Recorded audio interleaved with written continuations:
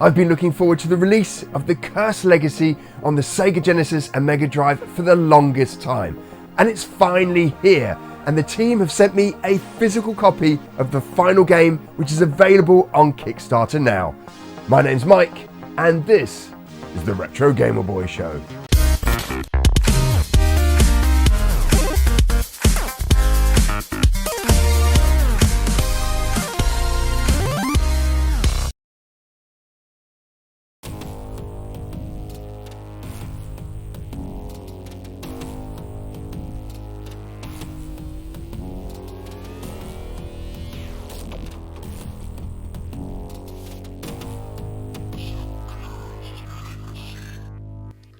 The Cursed Legacy. Now this is the sequel to the Cursed Knight. Now I think we did an early preview on the first demo that came out probably at the beginning of the year. And I like what they'd done. There was some big improvements over the Cursed Knight. There was a change in the gameplay. There were some issues there. But ultimately it was something that I was quite looking forward to. And it's finally come to Kickstarter. And they've sent me a final copy, I believe, of the game. So this game is finished.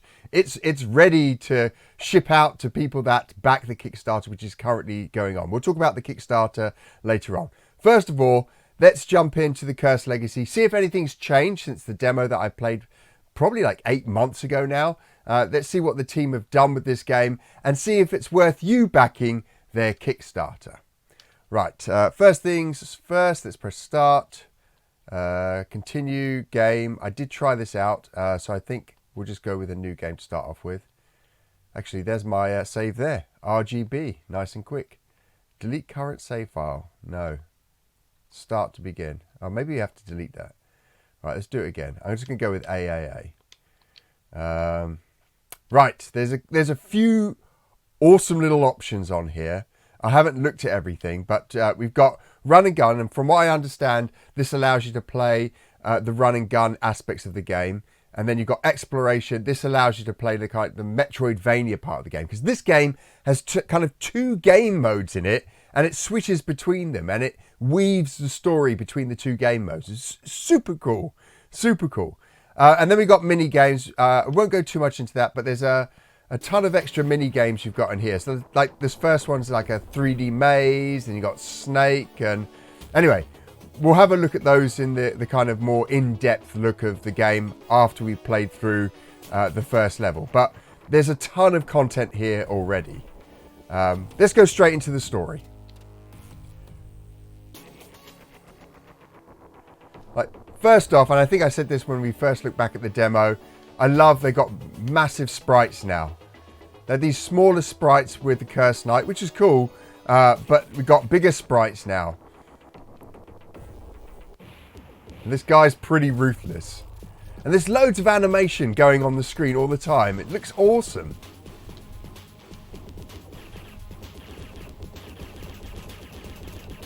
It's really, really, really nice. Oh, right, off the bat, straight off the bat, locomotion in this run and gun part is amazing. It feels so responsive. We've got double jump in there, brilliant. It's so well done, this part. Right, that's a power up, and you can change your power ups, I think with X. Yeah, so X changes your power ups.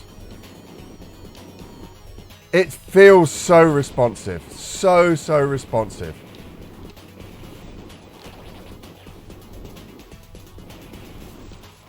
And the audio track as well, sound effects, really, really nice. Ooh, that's good. So they've turned their duck and given it actual gameplay mechanics. Now I think this is perhaps one of the things I was talking about when the demo came out. That I wish like some of the movement they had actually made its way into actual gameplay mechanics that you had to use throughout the game. So it looks like they've got some of that in there. I doubt they listened to me. It's just probably the natural thing to do with the game. I mean, this is so responsive. Got the sonic fish there. Yeah, the run and gun is lovely. Really, really nice. I love all the animation. You've got the heat haze in the background there. You've got the water going up and down, look, the plants moving. Really, really nice. Something's going to jump here, isn't it?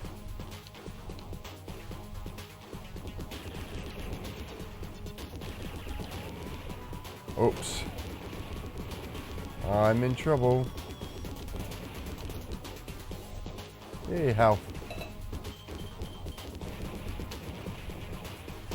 Yeah, look, this is a great example here, right? You've got these guys with a shield. And you basically have to use one of the traversal mechanics to get in behind it and then take it out. Really, really nice. You know, this is good games design where you're using every aspect of what you've designed, all your control methods to be part of the game, to be intricately part of the game. Really nice. This run and gun feels so lovely, so smooth. And like when you're jumping, you've got control of yourself in the air, and you can continue shooting as well. You know, it just makes for a really nice combat system.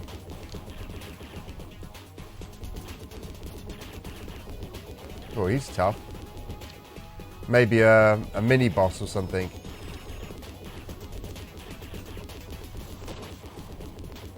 Right, I think we got this guy.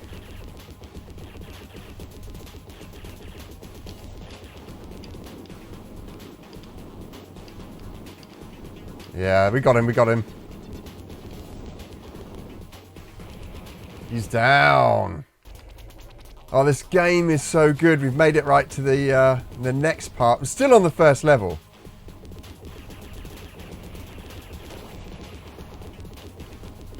There's so much content in this game.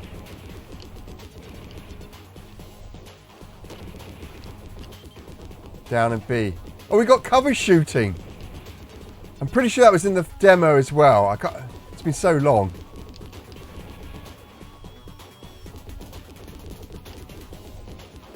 Oh my goodness, this is so great.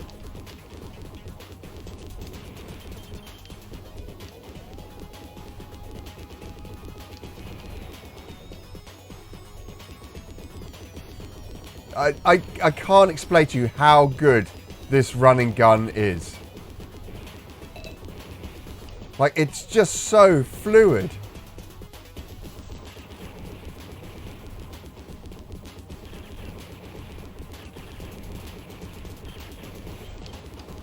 So fluid.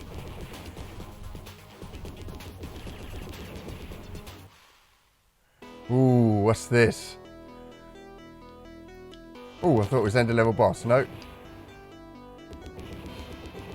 So here I'm just holding down the jump, the shoot button, and then jumping at the same time to direct where I want my gun to obviously go. And that way I can dodge the attacks and take out the enemies.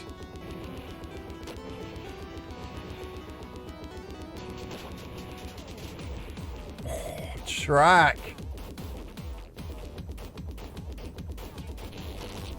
Oh. Again, game mechanics and level mechanics that force you to kind of use your different, I guess, skill sets and abilities. So well done.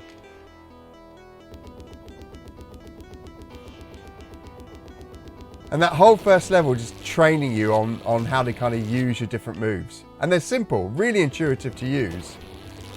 You know, down for duck, and then down and B to do this roll. And then down and you just carry on doing the roll into something, and then you do your cover shooter mechanic.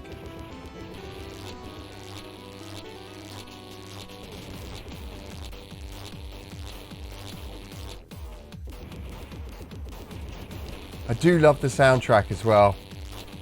This is such an evolution from the Cursed Knight. Like, this team have taken their original game and turned it up to 11. Oh, look at that! How cool is that? Oh, look at that. Oh, he punched me. Twice. Okay. Got to figure out the pattern.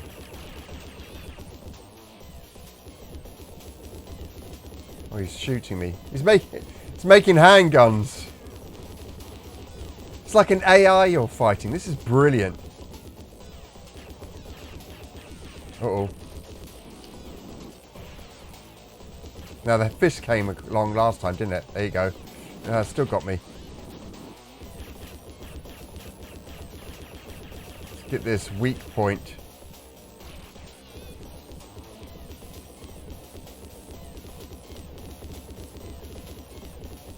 Oh, this is so cool. Look how that guy is just watching me. This is unbelievable. How are they doing that? Punch. Punch. Oh, got me. Oh, look, the finger follows you. Oh, look, I wonder if I can bring the hand over there. Yeah, look at that. So clever. So well considered, this game. So well considered. Right, punch. No, oh. Too early. So I run over here and it brings his hand there and he starts shooting. Then do there. Right, now I can stand in the middle and take out the thing. Yay, we got him. Oh, did we get him? Oh, look, that's the thing we were shooting behind it.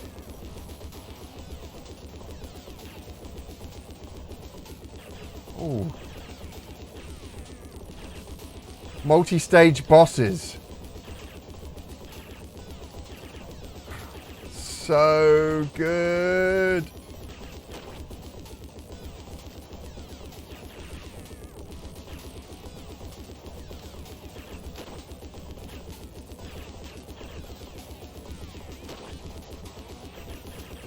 Yes! He's down. I remember this from the demo. How cool is that? Got that pre-rendered artwork in there for the robot. Very, very, very cool.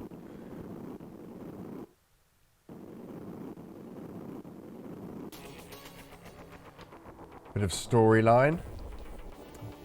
So this is the most powerful weapon in the universe, but you've got to upgrade it. There's a bit of a joke going on here about 50 hertz and 60 hertz, but you've basically got to upgrade it. So what happens now is we've got this Metroidvania style game where you've got to collect the different parts to upgrade the robot. And you'll get thrown out of it every now and then to go into the run and gun sections, where you then have to make your way to destroy like a shield or something like that. And then that allows you to go back into the Metroidvania kind of styled missions, where you then collect more upgrades for the It's so, so clever. Do you know, I could play this for hours. It's so good. Do you want to play the mini game? Yes, I do. Look, there he is. There's a little man. Hello. All right, level 1. D-pad move. Okay. Start, I guess. Oh, this is the 3D maze thing. So you're kind of hacking it, and you've got to get to the exit. There you go.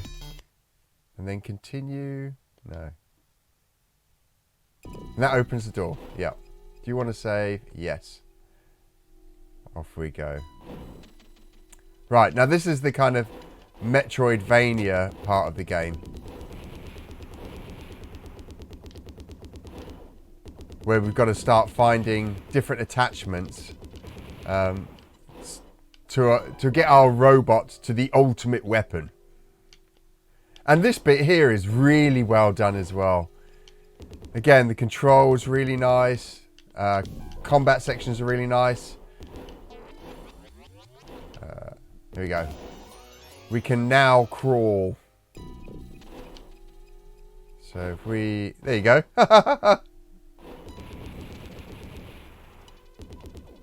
How awesome is this? Like, we've gone from run and gun, right, to this kind of side-scrolling adventure, exploration, Metroidvania style gameplay. I mean, and we've already had a mini game. There's multiple mini games you have to play that open up doors and give you access to different areas. There's so much more depth to this game. These guys have just gone all out on this.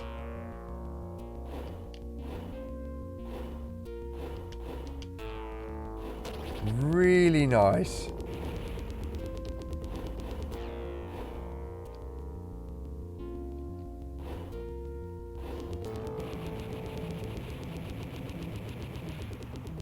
Ooh, that was close. Or in fact, I think it got me.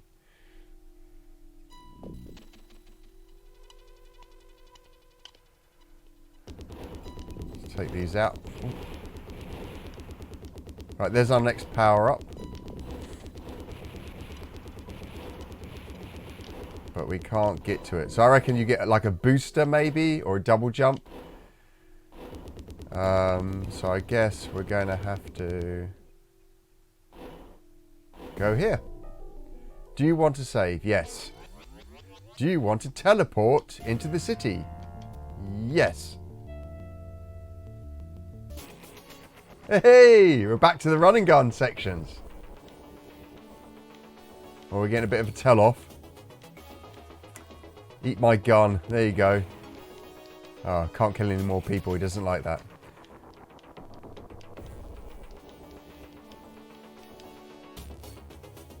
And then we're back into the run and gun section. And again, we're trying to, I think, take down a shield now. So you can see there's so much depth and variety to this game. We haven't even got into the kind of preview, reviewy bit that I usually do. And I'm always giving commentary on it.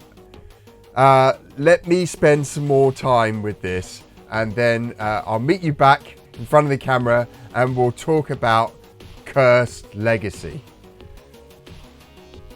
Oh my god, this is good! GSS Studio Creative and Brock Studio have created a fantastic game. They've taken the original elements and universe of Cursed Knight and created a sequel that surpasses it in almost every way. It's not hyperbole when I say this could be my Sega Genesis and Mega Drive game of the year.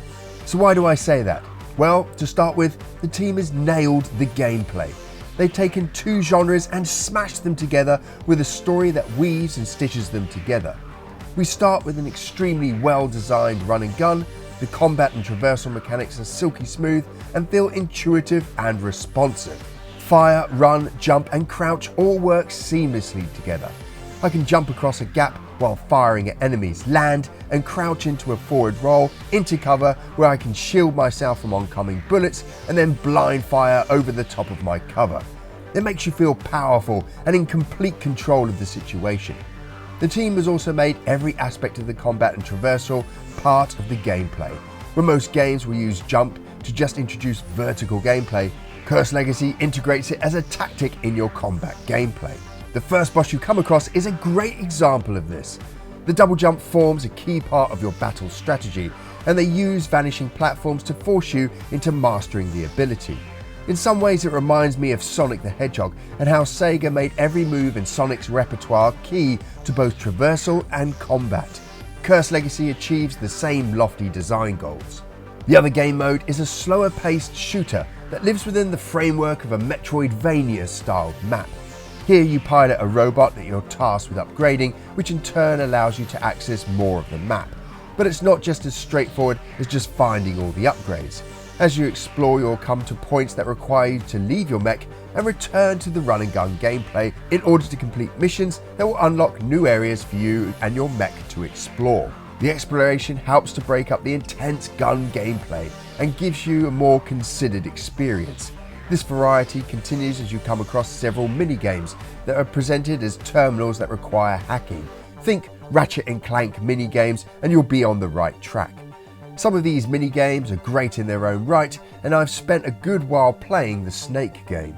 And all of this content is held together with a story that gives meaning to your actions. The story is light touch and doesn't require you to sit through Final Fantasy levels of scrolling text, but it's enough to embed you in the world. In fact, without the story, the different mini-games, the exploration and the running gun elements could feel a little detached. I found the story really helped to draw me into why I was power sliding through a metropolis, or playing a 3D maze game, or even piloting my way through a deadly labyrinth. It's also engaging, and if you played the first game in this series, you'll appreciate the continuation of the adventure. I'm going to briefly touch on the visuals and audio design. I find that graphics are still a big reason for some people to buy these new old games, and that this is best left up to individuals to decide if they like the visuals of the game or not. Saying that though, the Cursed Legacy is a good looking game, and at some points it shows off some of the stunning visual effects that will have you asking, how? At the same time, other areas of the game feel a little bland and underworked, especially the exploration areas. But beauty is in the eye of the beholder. The audio is fantastic, with a great array of sound effects reinforcing what's happening on screen, and the soundtrack can really get you hyped for blowing stuff up on screen. The Cursed Legacy is available on Kickstarter now, and it's finished. The team sent me a full physical copy of the game, complete, done and dusted, manual, cartridge and box right here. There's a ton of options that you can support on Kickstarter. One that I missed out on, a custom Mega Drive console. I would have loved that in the collection, but there's still plenty of time to back this game, and I'll put a link to the Kickstarter in the description below. Like I said earlier, the Cursed Legacy is definitely a candidate for my Game of the Year for Sega Genesis and Mega Drive, and I definitely recommend it. That's all we've got time for this week's show. I'll catch you on the next one.